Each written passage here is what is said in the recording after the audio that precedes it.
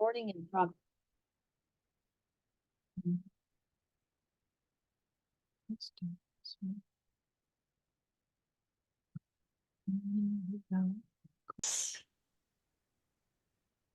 Thanks, Jeannie. Good evening, everyone. It is May 8th, 2024. This is the monthly meeting of the Mansfield Sustainability Committee, and we're excited to be here tonight. We have some of our stalwart members as well as some guests. So I shall call the meeting to order at 6:02. And maybe just before we entertain the first agenda item, the motion on the last meeting minutes. Oh, wow, all kinds of folks are here. Let's just do quick hellos because we do have some guests, and I'll start and pass it to the next person, and you can pass it to another person. So, hi, I'm Lynn Stoddard. I'm the chair of the committee, and it's great to see you all. I'm going to pass it off to Katie to say hello. Hey, Katie, you want to say hello? Introduce yourself. I'm Katie Fatoni. I am the representative from Planning and Zoning. I try to keep planning and zoning informed about things of sustainability, and I try to keep sustainability informed of things about planning and zoning. Yeah, and you do a great job. Susanna. Hi, I'm Susanna. I'm the Mansfield K-8 school board representative to the Sustainability Committee, and same as Katie, although I don't do anywhere near as, no one does as good of a job as Katie, but I try to aspire to Katie's model of keeping the school board appraised of sustainability and vice versa. Nice to see everyone. You are awesome as well. Peter. Peter Millman. I'm a Mansfield resident, been on the committee for a while now. Who knows? It's all been fun. How about Josh? Hi, nice to meet you all. Sorry to be off camera. Josh Walters. I also a resident here in Mansfield and been on the committee now for a couple of years, I guess. Nice. Al, another committee member. Hi, my name is Al Fatoni, and I am here actually representing the town council as a former member of the town council. I was appointed to the sustainability committee, reappointed this past November, and thank you very much. I'm also a Mansfield resident. Thanks, Al. Ginny, aka DPW Mansfield. Hi, I'm Ginny Walton, and I'm the staff person that works with this committee, and my title is recycling coordinator for the town. Great. Hi, Matt. I see Matt Lissy, another. Hello. Matt. Go ahead. You want to say hello?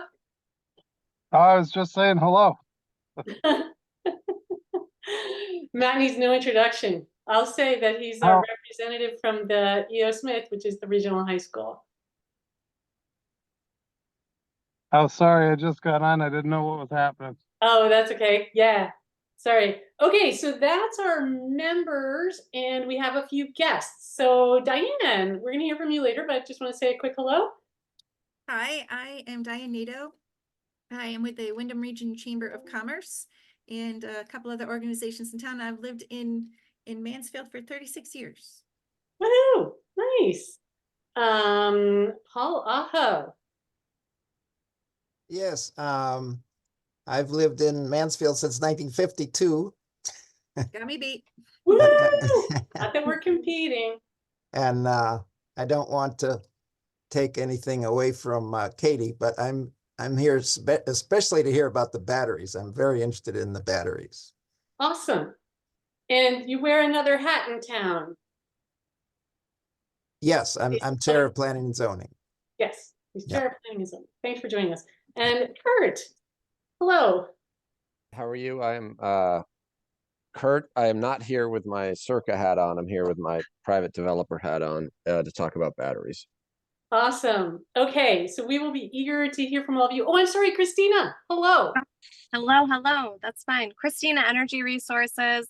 I will chat more later about what I do. I'm sad to say now I don't live in Mansfield, but proud sister of my brother worked at EO Smith for years as a guidance counselor. So to have ties there and a lot of family that went to UConn. So feel connected in some way anyway.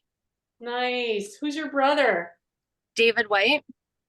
Ah, I think he might have, yeah, interfaced with David White and I were good buddies. You can tell him I said hi. Were you? please. I actually just wrote your name down so I could text him after and say you were on this call and see if he knew you.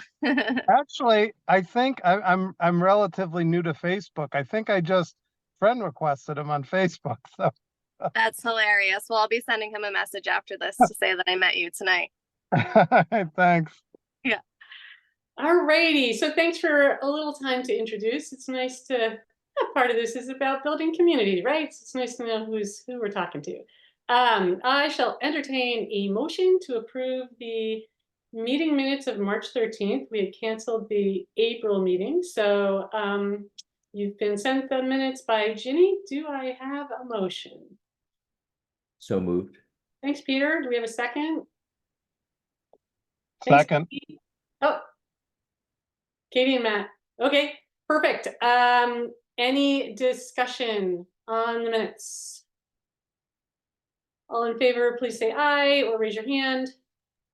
I Okay, do we have any no's or abstentions? Okay, unanimous with the ayes. Thank you.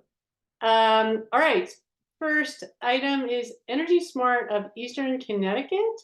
And I guess we have Diane and Christina here to introduce us to that. Welcome, and the floor is yours. So the Wyndham Region Chamber of Commerce is working with Eversource on the Energize Connecticut program. We are a community partner. And what that means is our job is to make sure that people hear about these amazing energy saving programs. All of the programs, whether they're for business or residential, really help to save money and make homes and businesses way more comfortable for people to live and work in. And the third thing is to help our environment and our planet Earth. So it's a win-win for everybody all the way around. There are residential programs and there are small business programs, and with the small business comes nonprofit programs, and there's municipalities that can fall in there too. But the reason that we reached out to you is, I'm sure if I ask for a show of hands, everybody can say that at one point in time, they've been inundated with advertising for energy this, energy that, whether it's change over your Eversource bill to this or that, we can do this, or, you know. So unfortunately, what has happened is when the real good news comes out, people tend to just get it in the mail and toss it, or not understand the real true grit implications and how it can help them personally. So Eversource and Energize CT has created these community partners, and our job really is to do more one-on-one meetings with both residents in communities and the businesses that are in them. Our grant is to cover 2 municipalities who are considered I forget the word of the day, but the underprivileged, or the distressed. underserved, distressed, yes, there's justice communities, but Mansfield and Wyndham are the 2 in our region. And our job is to reach out to businesses and to residents. So I don't know, and I'm not the expert in that. That's what Christina is for. Even though she's so pretty, she is so smart, and she knows all the things about these programs and can tell you about them. But what we were hoping to do is to work with your committee to reach the residents of Mansfield and some of the businesses in Mansfield. So I'll let Christina talk about her thing, and then I can come back on afterwards and give you my personal experience with an organization that I work with and my personal experience at home. So Christina, take it from here. Thanks, Diane. Yeah, so I work for Energy Resources. We're an authorized contractor of the utilities and basically work in partnership with Eversource and UI in the Energize CT programs. I have been on the mission for the past 3 years to basically just educate people about the programs that are out there. Connecticut created the Connecticut Energy Efficiency Fund decades ago. And that fund is really just a line item charge on all of our electric bills called the Combined Public Benefit Charge. That goes into a pot of money that turns into this Energize CT program, which allows residents to have a home energy assessment done of their house. This year they upped the price a little bit at $70, but if you're low income, it's free. And then on the commercial side, which is the area that I service, it is completely free to have an energy assessment done of your facility. We look for ways to conserve energy and then work with the utilities to leverage funding to help pay for those upgrades. So I have just been working hand in hand with Diane to try and reach as many businesses as we can to teach about this. The thing that I constantly run into is people thinking it's a scam or people thinking that I'm trying to sell them third-party procurement, which it is none of those things. It is truly a program that is out there to help support just our local businesses, our local residents. There is no cost to getting the assessment done. There is no obligation to implement any of our findings. But generally, when we do leave a site and we do identify something, folks want to implement those upgrades to their facility to not only conserve energy, but reduce their operating costs. Like Diane said, it's a win-win-win. It's a win for the earth. It's a win for that business. It's a win for the community as a whole. But it's really just that education piece that's lacking. So Diane, we do have a great story from Jilson House. The way that the program works, right, and all the things we can identify, it's very site specific. The results are really based on, you can walk into a Boys and Girls Club and they still have fluorescent lighting in a 10,000 square foot facility, and converting to LED lighting will save them $15,000 a year, right? That's a new program. That's a part-time staff person to go work at that organization. Or it could be, we've been hitting up Main Street in Willimantic. Those business, half their lighting is out. They don't even know that they can leverage these programs and pay nothing out of pocket to convert to LED lighting and give a nice little facelift to their storefronts. And then we've done things with Jilson House, which Diane can elaborate on. But there's so much beauty that can come out of this, but it's the education piece that's lacking. And I really just want to encourage folks, you have nothing to lose by having an assessment done. There is no cost to do it. We can service any commercial space, and included in commercial spaces, it's anything non-residential. So it's your business, it's your school in town, it's the recycling center. It's, so many places are overlooked. You don't think to have an assessment done there, but everybody can do it. There's no cost. So it's really just getting that message out. So I would like to elaborate in that the assessments are no cost, but a lot of times there's no out-of-pocket cost for the client or the business once they decide to move forward. And for some of the things, there is 0% interest, right, on loans if they have a good credit rating with each. As long as they're paying their energy bill, then they can, for some of the upgrades that they may choose to do, they can get a 0% interest loan, and it extends different periods depending upon what it is.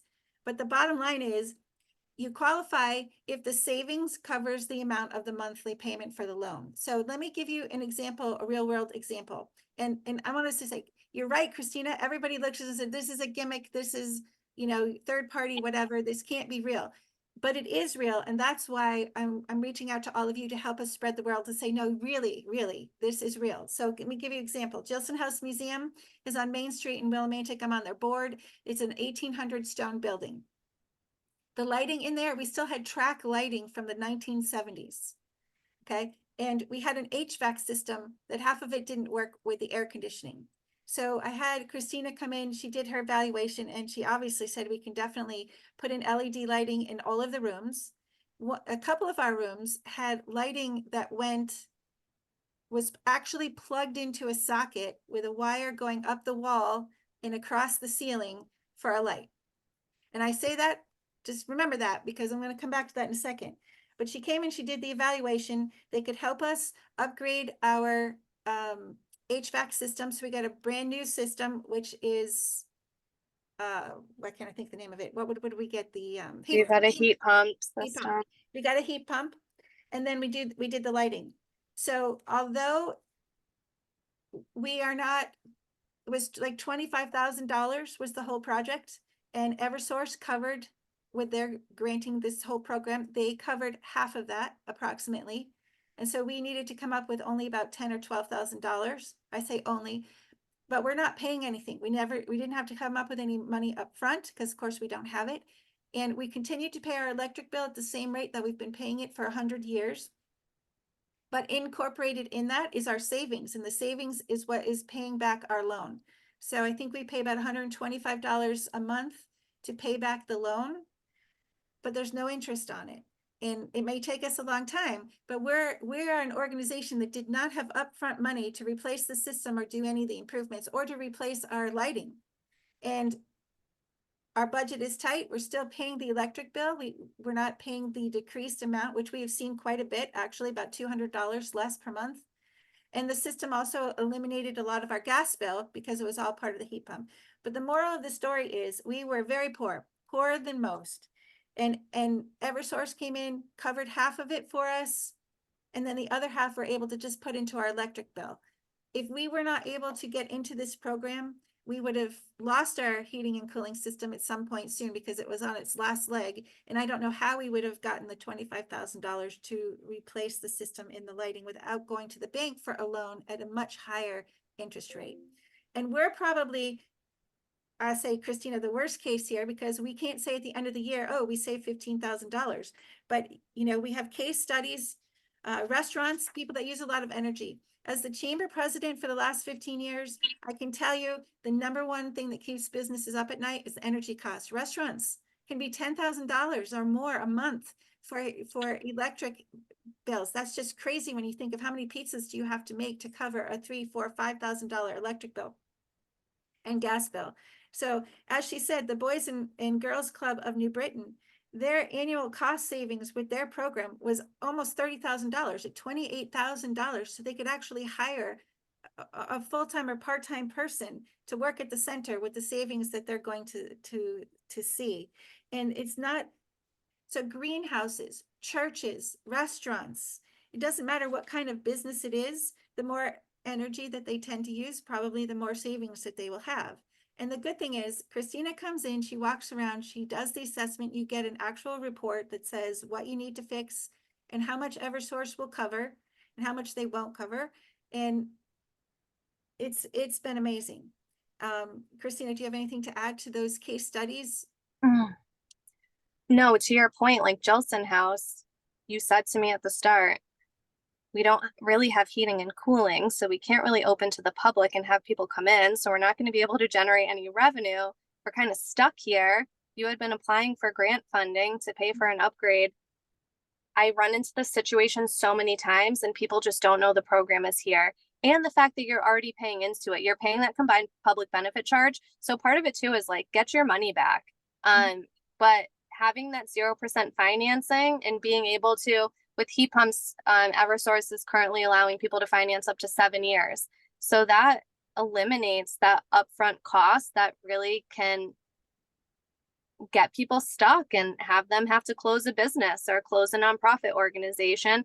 And then on the flip, it's just so feel good. There's just so much positive work that can be done through it. Folks just need to understand that the programs are there and leverage it the right way. So explain real quick for a second, some of the things that can be done for businesses other than area, shower heads, lighting. The lighting is always big and huge, and that's instantaneous savings. But lighting, refrigeration optimization. So restaurants, if they have walk-in coolers, walk-in freezers, there's controls that you can add to the fans so that they're not just running constantly when the restaurant is closed. To the glass door coolers. We can add controls to rooftop units that sense like the CO2 in rooms. So for a school, if no one is in the gymnasium, there's no, gym class for 3 hours of the day, the fan should turn off in that space and conserve energy. We do weatherization, so insulating churches. That was the other piece I wanted to say. There's different programs within the Energize CT program. So for churches right now, I've really been trying to help churches because they fall into the micro business program with low hours of operation and low energy usage. But right now, Eversource is covering 80% of lighting, weatherization, these pieces that in the past, it didn't really make financial sense for churches to do certain things, and now it does. So they need to take advantage of the money while it's there. We do HVAC equipment replacement. And then on the renewable side, once you have your facility as efficient as possible, we do solar, and we're also installing EV charging stations.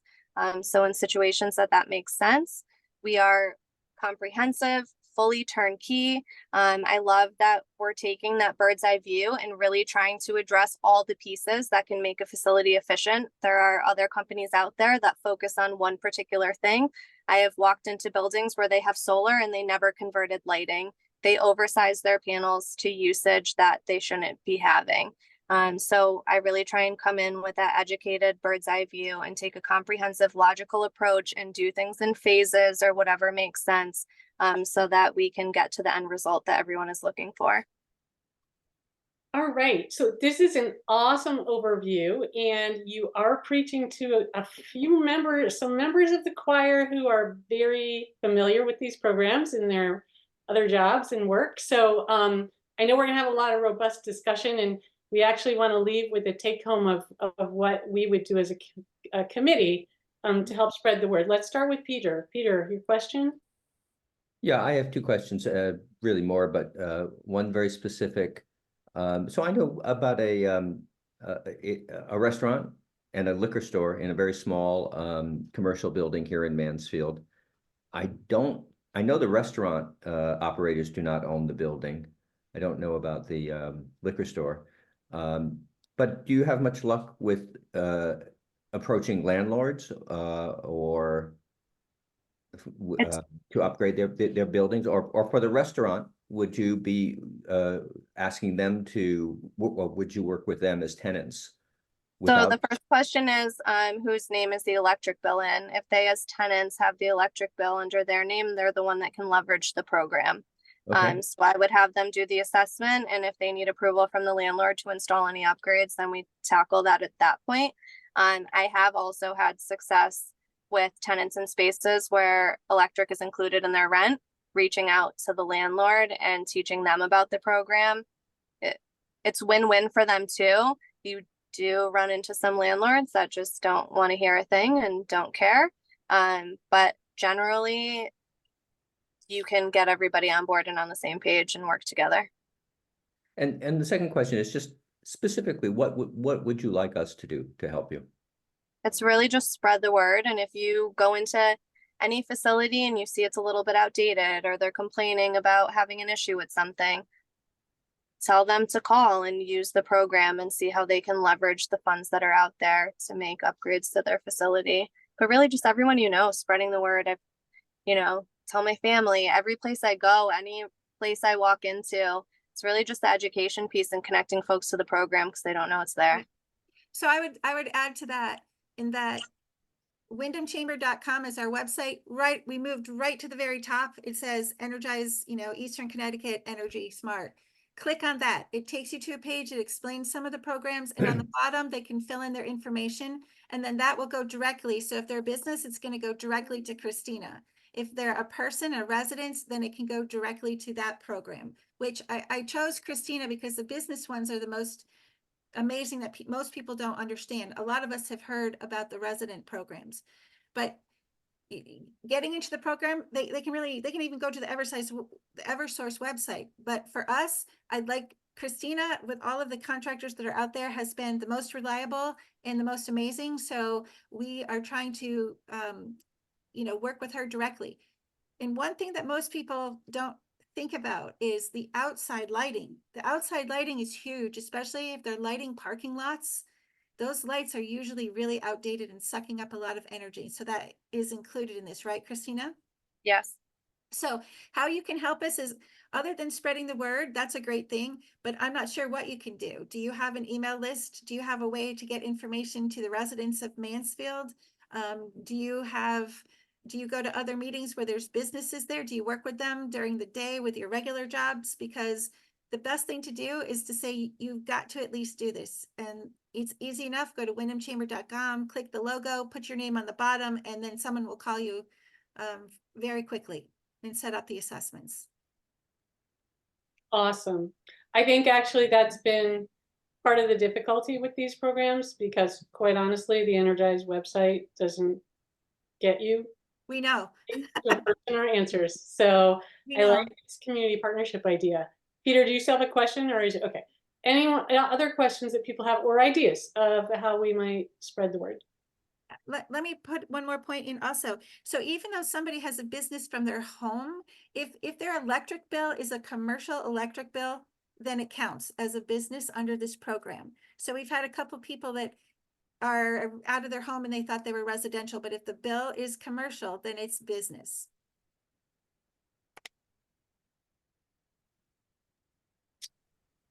Thoughts, questions, ideas? Well, if no one else has something, so what I would like to have ideally would be a piece of paper that I can hand to the owners of Taco or our hardware store. I suppose that second best would be I can just tell them about your website, but I don't know where that is. I know where I've been to Energize CT many times, but I don't know where you are on that. So I think if you could make it easy for us to talk to people and point directly to how to get them to you. But a piece of paper would actually be kind of nice. So there was a flyer that was shared, right? That Ginny Yes. shared with us. I would like to add to the flyer though. So one of the asks would be, are you able to be a partner on this? I mean, we want everybody to kind of get credit to help the businesses in town. Does the sustainability committee want to be a partner and get listed on there? And then you might feel more comfortable handing it out to people. I think we need to chat about that, especially when you're going through one vendor, which is fine, but you did some vetting and we're advisory committee, so we need to think about that being officially listed, but I think we could certainly share the information. I think Peter's right, like you're in a restaurant, have a little flyer in your car, bring it in when you're paying the bill and say, hey, you guys should think about this or something.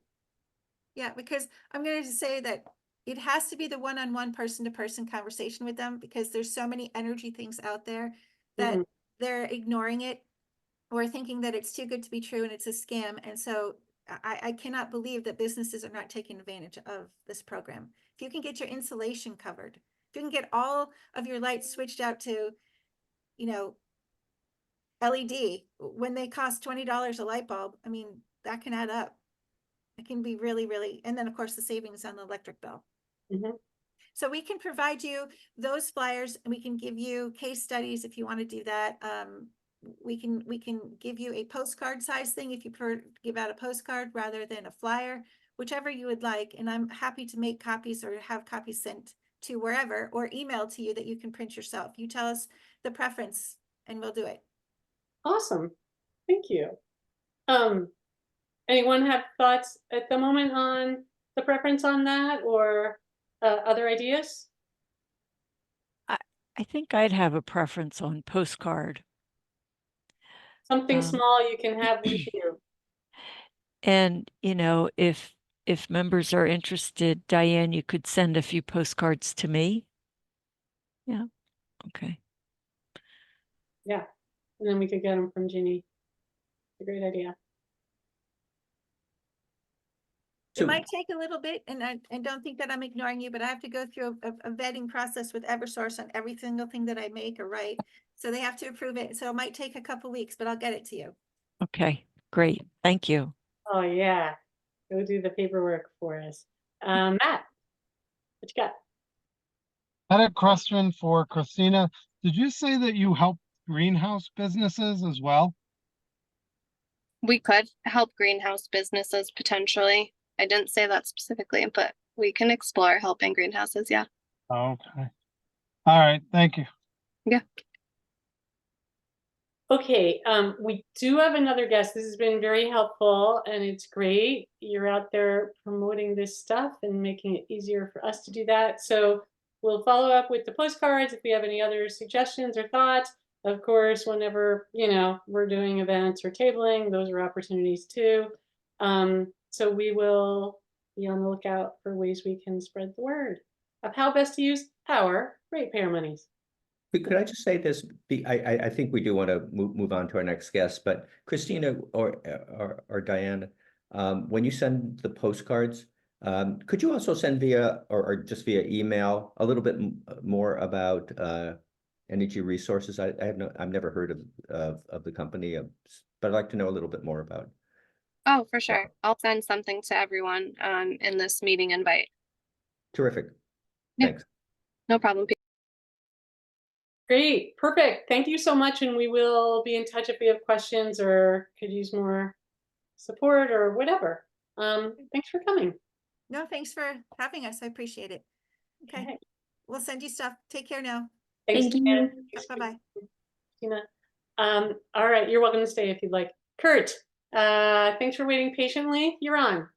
All right, thanks. I will share something here too, just a little. Does everyone see that, the little Google Yes, we see Earth it. map? Okay. So. It just went away. Oh. Thumbnail. There you go. You Two got it. screens. I think my camera's ahead of me. So yeah, I haven't, Peter, I haven't even told you this yet. We and you're next on my list. We're going to be a little more patient with this project, and this project has to do with land along Hunting Lodge Road, right below the Yukon Water Pollution Control Authority and west of the substation. We were proposing a fairly large battery, about a 50 megawatt battery on this parcel on the upland section. There's about 5 or 6 acres that are, we think are buildable up there. The proximity to the substation was the real allure. It's also a brownfield by virtue of the fact that it's adjacent to the old Yukon landfill and still has some groundwater contamination associated with it. And then there was a past pollution event from the Water Pollution Control Authority. So the land has seen quite a bit, difficult to access from Hunting Lodge Road. So we had a handshake agreement with Yukon to do access from their old storage yard for purposes of an energy facility, which, on an ongoing basis don't use, we wouldn't be using it a lot. So all the pieces were together. The state had put out a 450 megawatt request for proposals about a month and a half or 2 months ago. And we were putting all the pieces together for a 50 megawatt proposal. The idea. Sorry, real quick.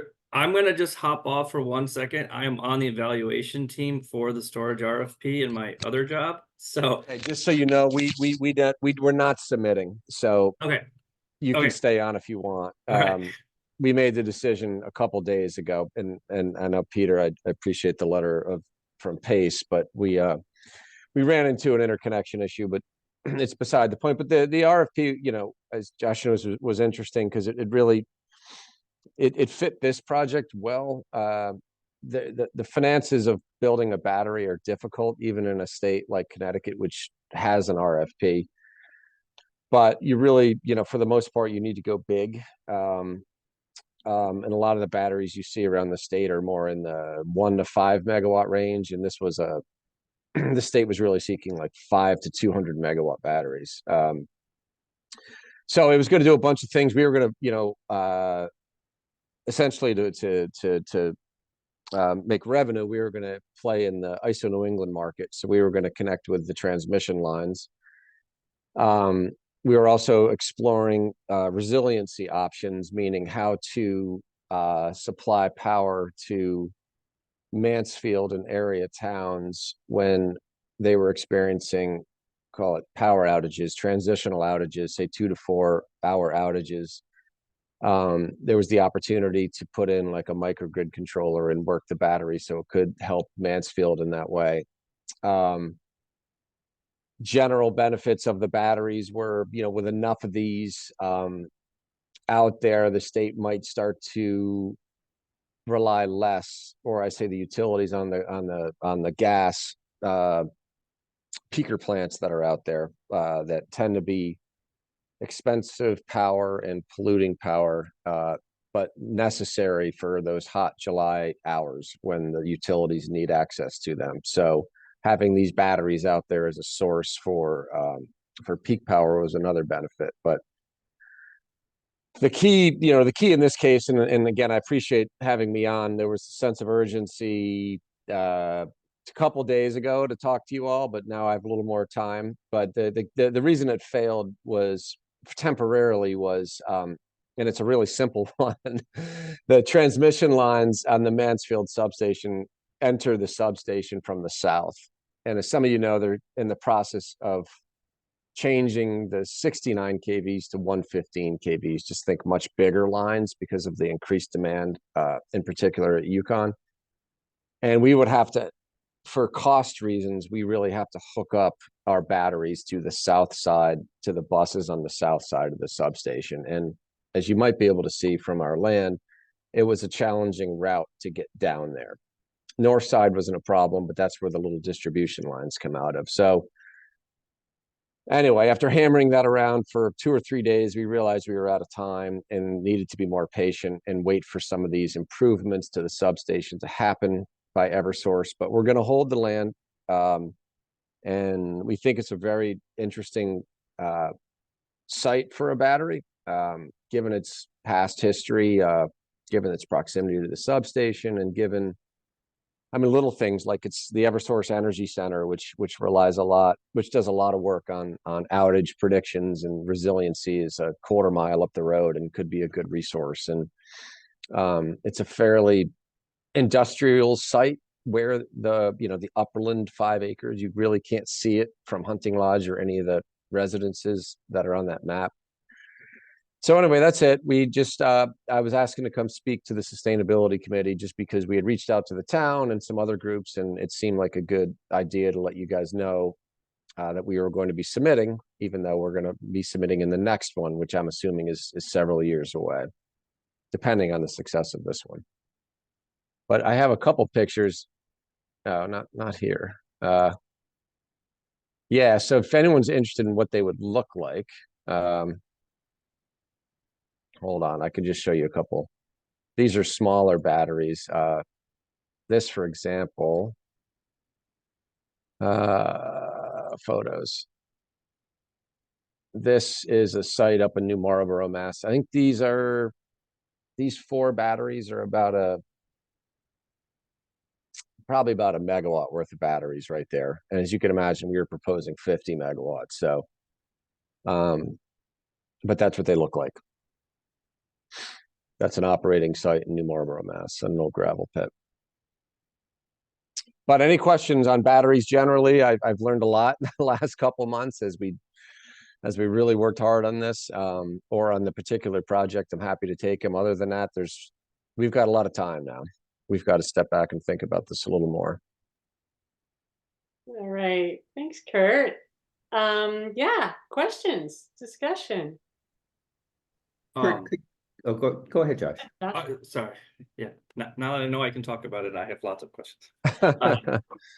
Just to start. So 50 megawatts, are they two-hour batteries? So like 100 megawatt hour, or do you know? They were going to be 4-hour dispatch. 4 hours, So okay. it was a 200 megawatt hour battery.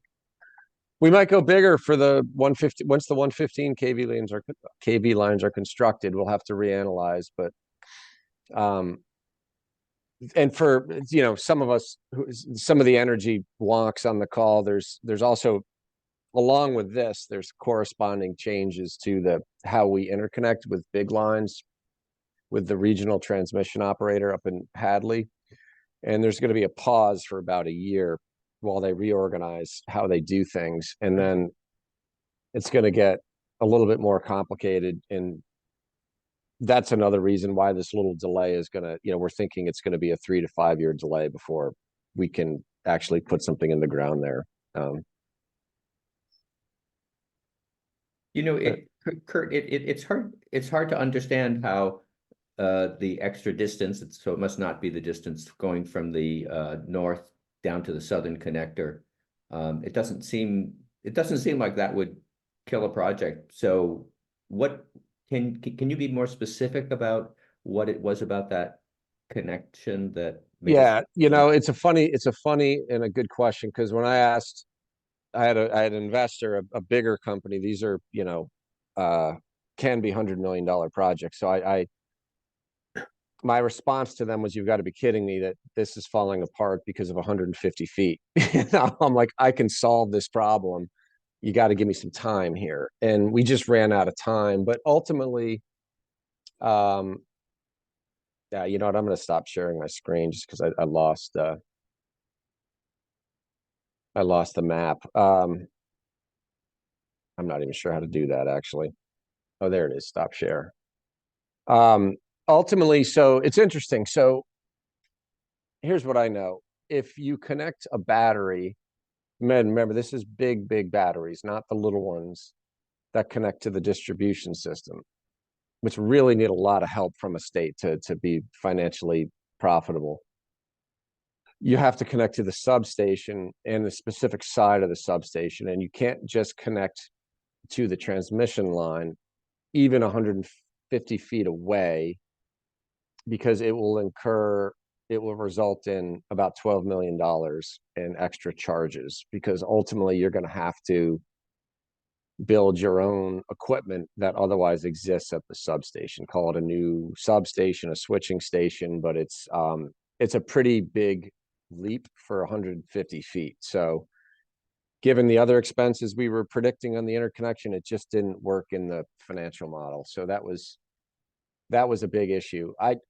Again, it was I think it's a solvable problem. I've got to do more work with the Eversource transmission team and understand the solution, but it was just too fast,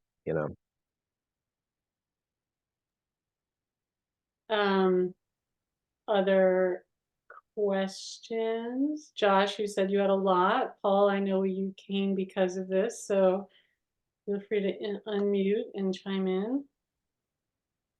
And I'm around if anyone wants to chat. As I said, we're pretty, or at least I shouldn't say we anymore. I'm pretty set on and convinced this is a very good parcel, not just for Mansfield, but throughout the state, because these are tough to find, especially ones like this, that this is eventually going to be a battery. It's just, I got more work than 2 months allowed me to do. Kurt, I missed, who owns the land? Is it Yukon right now, or did you? No, it's a gentleman in Virginia that I have an option to purchase from, and I'm probably going to close on that between now and the next 6 months. It's fortunately, given all the contamination issues, which really prevent anything residential from going up there, it's a fairly reasonable price. So I'm committed to just buying it, even if there's not a project pending on it. The other thing, by the way, is because of all the environmental along Hunting Lodge, I have absolutely no plans to do anything on, call it, the lower 10 acres, and the commitment to the town was it's all going to get put into a permanent conservation restriction. So, and maybe even a trail connecting up to the Celeron Trail from Hunting Lodge, if that proves something the town wants. So, Okay, great. Katie, and then Paul. And Jeannie. My question is, this lot, how stable is it? You said there might be contamination. And then the other thing, how close is it to wetlands? well, that's the 5 to 6 acres up top. You can definitely stay, 100 feet away from the wetlands. It's actually flagged right now from a prior developer. And it's interesting because it goes flat, then it goes up, and then up top it goes flat again. So there's a pretty clear demarcation where it's like high and dry and wet. So, and there's about, I said 5 to 6 acres, a 50 megawatt battery won't take up more than 2. So the wetlands shouldn't be an issue, and the stability's fine. The contamination from the landfill is about 50 feet down in the bedrock aquifer in the stream, right where there's a monitoring well in the southwest corner.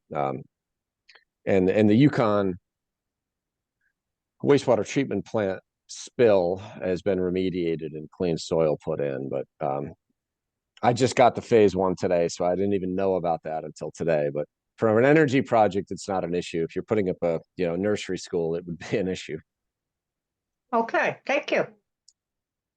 Go ahead, Paul. Yeah, so on the extreme southwestern corner of the property, you might want to think about hiving off a couple of building lots there on Hunting Lodge Road. Yeah, I think based on preliminary conversations with unnamed town officials, there's a vernal pool in the southwest corner that has come up with respect to other developments. I think there's a desire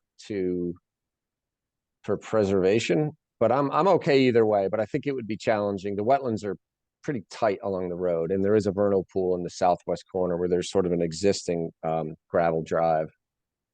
But yeah, no, that was a thought at the beginning, but I think we're just hopefully the upper 5 acres with access from Yukon, so we wouldn't have anything along Hunting Lodge, even an access road. Jeannie, did you have a question before? I think I might have missed. No, I'm good. Other questions or comments? I have a question. Kurt, you said that the finances were pretty difficult, and this project couldn't happen without the Connecticut RFP. What is the nature of the incentives within the RFP? Is there a set price or is there a guaranteed price that makes it acceptable, or are there upfront cost incentives? How does that work? How does that work? That's a good question, and Josh might be able to answer this better than I can, but I could tell you that in the regular energy storage solutions program, they give you an upfront incentive, call it a discount on your cost of construction, and then for the 60 times or whatever the number is, you allow your battery to be accessed by the utility during peak periods. They give you kind of like a renewable energy certificate or just money. In this program, there were 5 pages of a very complicated financial formula that I took and I gave to my investor who has a long history of experience in this type of stuff. And I said, you figure out what you need. This is beyond my pay grade. Josh maybe he can talk about it. I did not understand what they were asking for in terms of, we were free to bid for capacity. So there's this market in the ISO New England market where you bid 3 years ahead just to have your project online and available in case ISO New England needs it, because it's obviously a great deal of planning and planning ahead of time that the transmission operator needs to do to match demand and supply. So they would give us some money just to be there. There is not a lot of money to arbitrage, to take advantage of low prices and sell high. We don't have a lot of time of day pricing in Connecticut. So I don't know what the actual ask was for, Josh, in the RFP, but it was some sort of bump per kilowatt hour that would make this thing spit out a return of 5 or 6%, I'm guessing. Yeah, I would just say you are not alone in having it above your pay grade. I also, for that aspect of it, turn it over to some other folks, because once I start seeing sigma equation things in it's above my math skills. Yeah, it's not like it is in math, Peter, where they give you like a clean peak certificate, like a REC, which is a set number per kilowatt hour that you get on top of whatever else you can make. It was a little bit more complicated, but I'm assuming at the end of it, it's the incentives are the same, which is being available to provide peak power to the utilities, and provide resilience benefits, in particular to environmental justice and disadvantaged communities, which was a new term I'd saw in the RFP, of which Mansfield is one of them, by the way, as a distressed community. To Josh maybe, or to you, Kurt. So only in the last couple of months have I become aware of a term called contracts of difference, which is the kind of contract I think the state has with a couple of peaker plants right now, and would have with any wind projects. Josh, do you know whether this would be, whether the RFP involves contracts of difference? So contracts for differences, Or difference? Connecticut entered into those. And subsequently a different in Maryland, I believe it was Maryland, entered into some. And the Supreme Court ruled them unconstitutional. We still have ours. But it gets, if you're going to be bidding into that capacity market, the ISO capacity market, the contract for differences typically are not the route to go there. So it's different states have different mechanisms. Connecticut has a lot. We'll do PPAs, just very traditional PPAs a lot of the time. New Jersey, for instance, for offshore wind, they say, give us the price you need to build this project. And they call it an OREC. And we being the state of New Jersey, any revenues you get in as a result of selling that power, you give back to ratepayers. So there's like different ways of approaching the problem of figuring out how to get these very capital intensive projects financed. But the contracts for differences ones, a strict contract for differences isn't really an approach that projects can take anymore, at least that are going to be bidding in a federal market. Right. Will the wind PPAs become contracts for differences? Are you speaking about the offshore wind projects? I'm sorry, the offshore wind, yeah. Those are just more traditional PPAs, similar to like the contract with Millstone, for example, where the state will purchase energy and RECs. Okay. I guess the way I had heard it explained to me from somebody who I think actually does understand it, which is not necessarily me, is that in those contracts for the offshore PPA, there'll be an agreed upon price, and then the actual then the electricity will be sold into the wholesale market, and if they get more than the agreed upon price, ratepayers benefit, and if they get less, then ratepayers have to make up the difference. Is that true? And that's what I thought was a contract for differences. That is how they work. Yes. So the Eversource and United Illuminating they're technically the parties entering into the contract, and so they will sell that power. And if there's if there's a quote profit on that sale, it flows back to ratepayers to reduce the cost of the contract.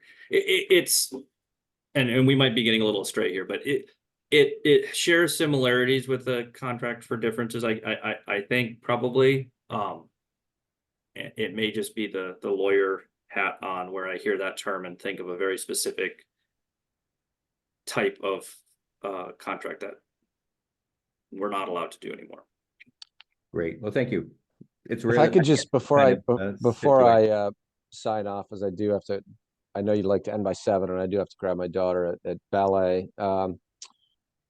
Just because I know there's some town officials on the call, and I don't want to show up as a surprise in one of your meetings. There is a chance to allow me to move forward on this parcel and to get some of the things in place, like the Yukon access easement. There's an unused Eversource transmission easement that, even though it's unused, I still have to go through Eversource and get permission to cross it, which we don't see as a big hurdle, something I've got to do, because there's all these things that I'd love to get accomplished before we even touch the interconnection or the RFP. There is the chance I might do a small, call it a 499 kW, 2-acre solar facility up there, which would allow the property to start being used and give me reason to buy it and reason to pursue these agreements. Like Yukon obviously can't talk about an easement with me until I own the property. And so I just want to make sure in case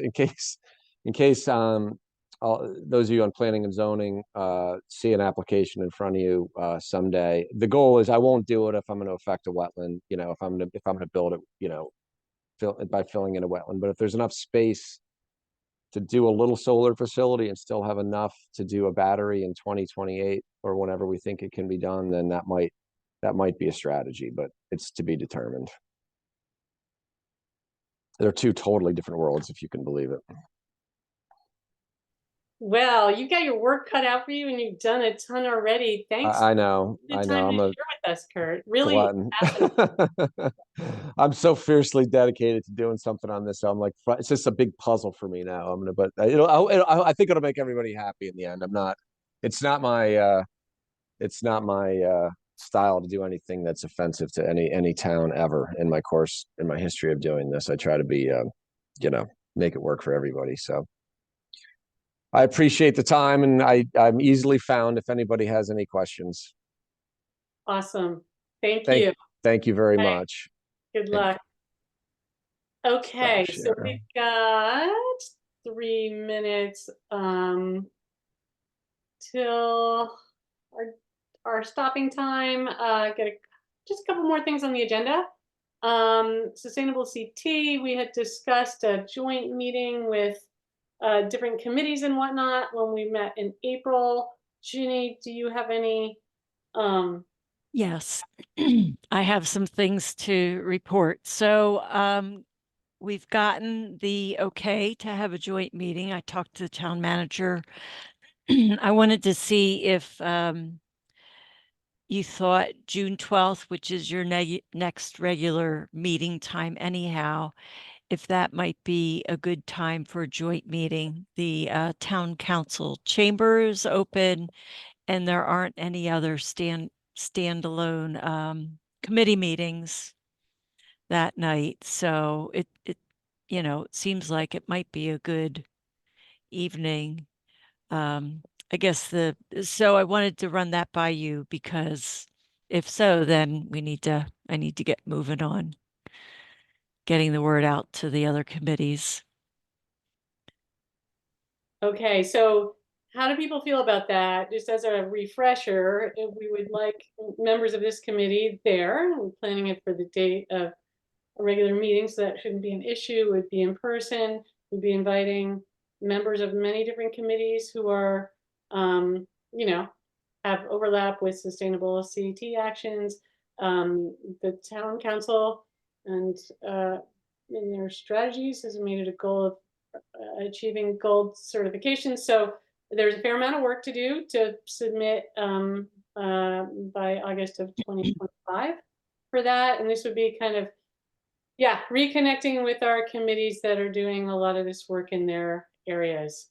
And were we thinking like someone, not me, from Sustainable CT to kind of come and help out perhaps? Yeah, if there could be a few people actually, because I think you know, some of these committees have been queued up with, okay, here are things that you've been working on that could apply for sustainable CT actions. So I think what would be most useful is to have some one-on-one time with, okay, so these are the kind of submissions you need to make for this particular action. You know, you've already been working on it. So here's what you need to do. And you need to tweak this, what you're working on, and here's how you would modify that. So that's what I was thinking, because I've communicated to several of the committees that were identified by Lena. And Dorothy from Sustainable CT has identified what specific actions they could apply for, and the number of points, potential points. So I think also the purpose of that meeting would to identify some key things that we need to do. Like, I think the climate leader portion of the application might be the biggest hurdle. I know Mansfield has done a number of things, but I still think that's kind of a big leap. So just kind of pointing everybody in the same direction, but Yeah. having some one-on-one, and maybe that's not unrealistic. Maybe that's not realistic, I mean, but I don't know, could 2 or 3 interns also be there that night as well as Yeah, this? we might be able to get some of the fellows. So I think it's a good idea personally, because otherwise we're into summer and that gets trickier, I think. What do other people think? I'd be happy to help work with you in planning it, Jeannie, and so on. Other thoughts?